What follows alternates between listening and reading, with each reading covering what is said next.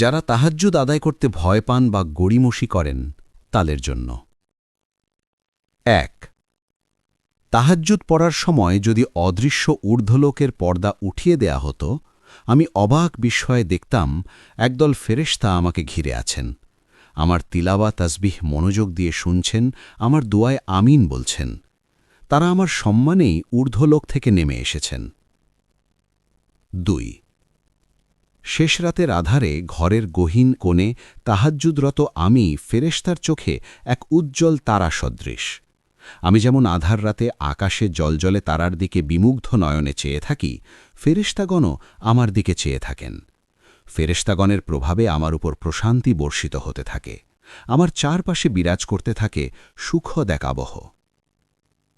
৩ বারবার বিরতিহীনভাবে দরজায় টোকা দিতে থাকলে এক সময় না এক সময় গেরস্থ দরজা খুলেই।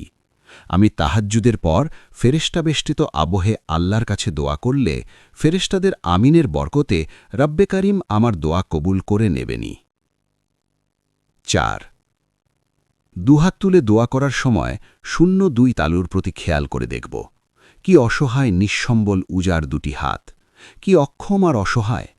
অপরদিকে আল্লাহ কি অপরিসীম শক্তিশালী, কি বিশাল খাজানার মালিক।